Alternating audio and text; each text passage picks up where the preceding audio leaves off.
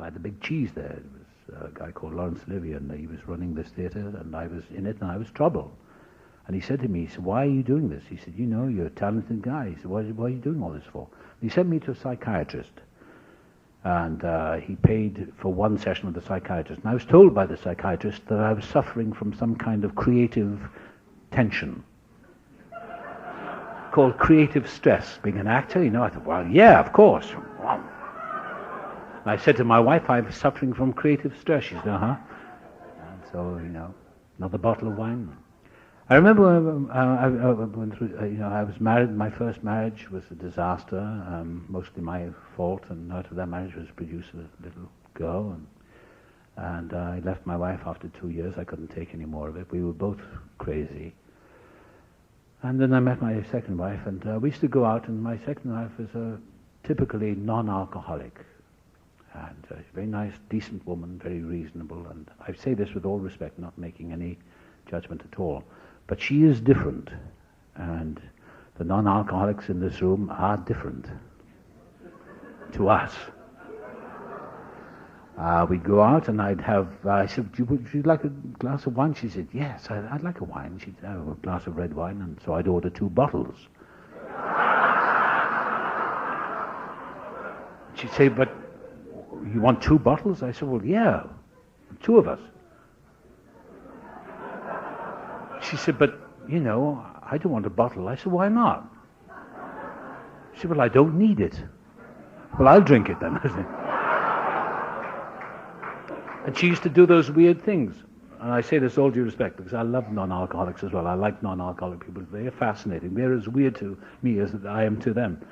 I've been in the restaurant with them, you know, and with my non-alcoholic friends, and I said, do you want a bottle of wine? Or, you know, I like buying, you know, making people have a good time. If they want to drink, fine. And I watch the way when the waiter comes up and they pour a little drop and they do this.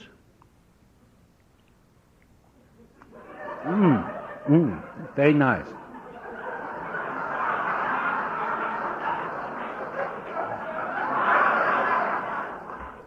And they smoke cigarettes.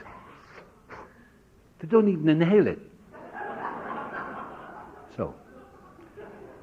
And I watched my wife, you know, 6 o'clock every night, she has a little glass of wine, and it's on the table for about an hour. I can't take my eyes off it. And sometimes she says, didn't I have a drink? I say, yes, on the kitchen table. I know exactly where it is. Why would anyone leave it on the table? Mine was chained to my wrist. I remember after I got sober, in fact, I came back, I was in New York, and I was flying back, I've been working on something in New York, and I was flying back to Los Angeles, this way, way back, 1976, 77, something like that. I was sitting in the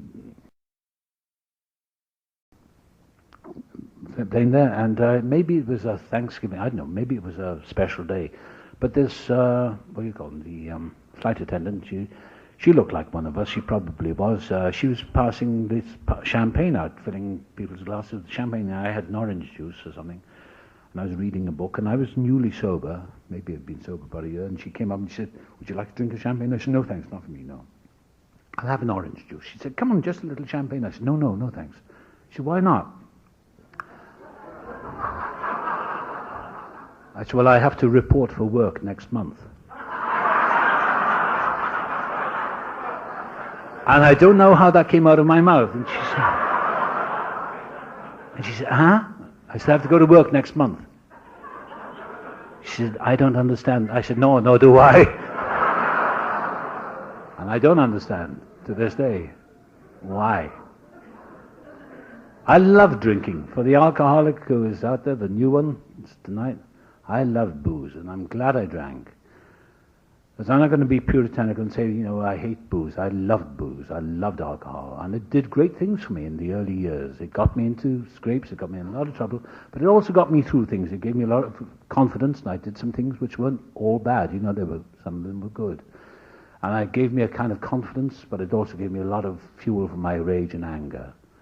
And I became more and more angry as the years went by. And, of course, I drank to quell the anger and to deaden the anger and deaden the feelings, but of course it made me more and more angry.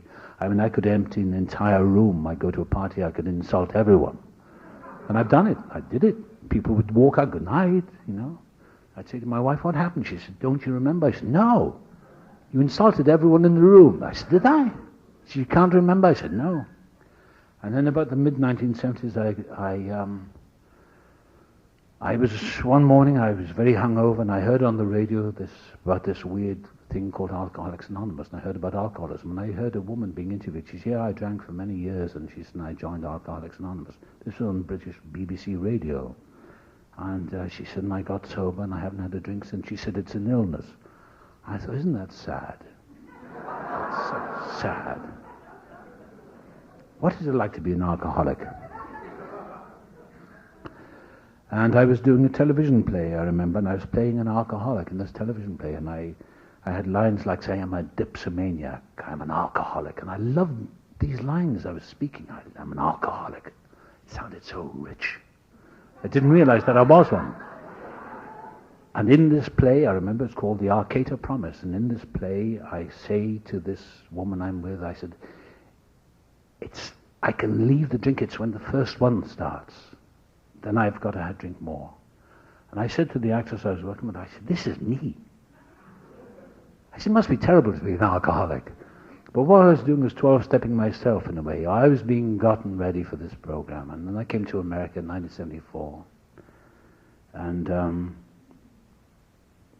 New York. And I was doing a production in New York. And it was September. It was just after Watergate, I remember. And I remember arriving in New York and feeling I'd come home. And I always wanted to come to America, and I dreamed of coming to America, and I dreamed of sitting in the American bars, and, you know, because I'd seen all the movies, and I was raised on American movies. I'd watched them all, drinking Humphrey Bogart and all that smoke, and, you know, I loved it all. I thought it was fantastic. And I couldn't wait to get there, and I came to New York, and I remember the first morning when I woke up, I was pretty drunk, pretty hungover, and I looked down Fifth Avenue, and there was the Empire State. I thought, I'm home. And I knew I'd come home. I knew as clearly as anything that I'd come home, and I never had to go back to England, and I didn't want to go back. There's nothing wrong with the country, but I just didn't want to go back. I didn't fit in anymore. And I was already becoming quite a successful actor, and the ironic and weird thing was happening. I was drinking more because I was more and more unhappy. If there's a parable in this, success and all that stuff doesn't make you happy, and I learned that the hard way. I wasn't happy, I was deeply unhappy, but I couldn't figure it out why, because I wanted to be successful in my job, but I was deeply ashamed of myself and deeply guilty and terrified. And I discovered the magic of the American bars. You never seem to close down here, you know, they're open all night. They were in New York anyway. I used to go to a place called Charlie's and Jimmy Ray's. God, they were terrible places, but they were wonderful at the time. And I used to go over there and I'd drink and drink until I fell out of the bar stool. And but I used to have a head full of wonderful knowledge because I was self-educated, because I wasn't too bright at school, but I read books. And I used to know things that nobody else knew. I knew distances and light years of our nearest galaxies, and I knew all that stuff. But I get lost in the bathroom. So all the knowledge I had didn't get me anywhere. I used to quote Nietzsche, and I'd never read Nietzsche. I used to quote Schopenhauer. I used to make up things that Schopenhauer was supposed to have said. I'd never even read him. One book I did profess to read was Carlos Castaneda's Teachings of Don Juan, but I never really even read him. In fact, that's what got me sober, because I was on my way to New Mexico to find that peyote, but I never got there. And I was working in this play, and there was a woman called Mary. She's dead now. Her name is Mary Doyle. So I'm not breaking her name. She used to call herself Mary Doyle. And she had a wonderful Irish sense of humor. She used to laugh at all my stupid jokes. And I know she had this spirit about her, and she was a real program of attraction. She seemed to be warm-hearted, and she had this great laugh, and I know she smoked, and I thought, oh, what a wonderful woman she is. And somebody told me, they said, you know, Mary's an alcoholic? I said, really? They said, yeah, and she's never drunk. They said, no, she's an Alcoholics Anonymous. I said, oh, that's really sad. I thought, well, no wonder she smokes a lot, because she'd have to do something. And she used to smile at me, that AA smile. Hi. How are you? Fine. Okay. She used to come over the bar with me sometimes, and she'd have a coffee, and I'd sit there, and I said, would you like a beer? She said, no. I said, well, oh. I said, you don't drink at all? She said, no. She just used to whisper. She said, no. And she'd look pitiful at me, so this went on, and towards the end of the run in New York, in 1975, it was in the summer of 75, and I was about to leave New York and come over to California.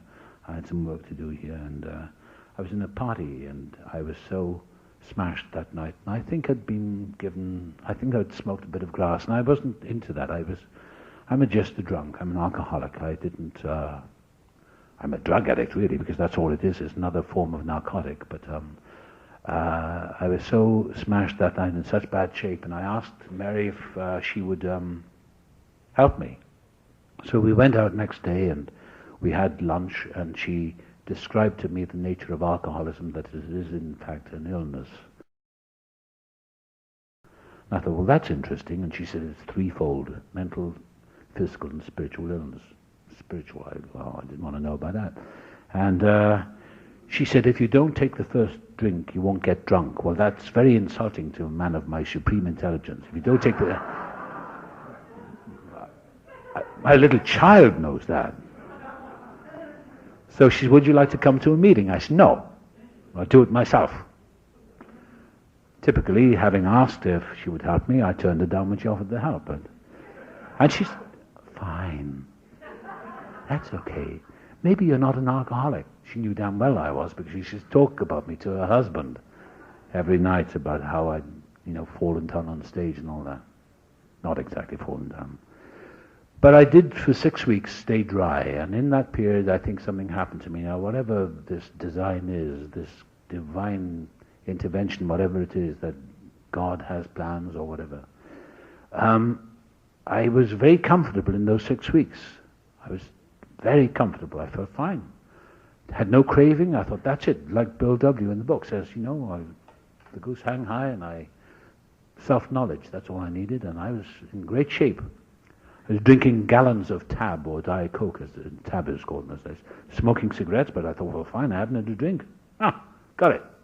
Can't be an alcoholic. 6 weeks, that's as much as I could ever manage. 6 weeks dry. But this time I wasn't white knuckle. I felt fantastic. I had energy.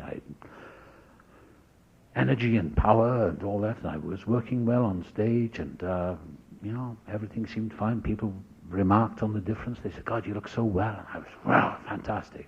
Energy. I was like a stormtrooper. I would walk down the street, ba-bam, ba-bam, on stage. The ego and the arrogance, I had it made. And I used to look at Mary with such pity. I thought, this poor woman. She just nodded me. And then the last night in New York, I went to a party, and it was like a farewell, goodbye party for me, and I was going off to California with my wife next day. June 1975, and there was a big drinks table, full of booze, full of alcohol, and I thought, well, I've got a Diet Coke here, whatever I was drinking, and I thought, well, one whiskey won't hurt, and just a little drop in there, and don't remember any more that night. Got on the plane next day, flew to California, feeling very ashamed, dehydrated, really hungover in bad way. I had the shakes, and I tried another few days dry.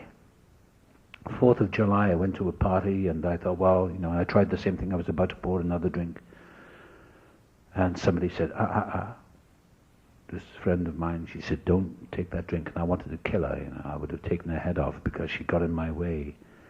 And what happened was I was working on a TV thing, and a TV film, and this woman I was working with, she was, at the end of the day, we were in Century City, and it was cocktail hour, the beautiful long shadows of the evening sun coming, and a wonderful time, which is the best time for alcoholics. And she had a paper cup, or a polystyrene cup, and some ice in it. And she said, do you want a drink before you go home? I said, no, I better go home. She said, well, just one. I said, no, I think I've got a bit. I'm trying to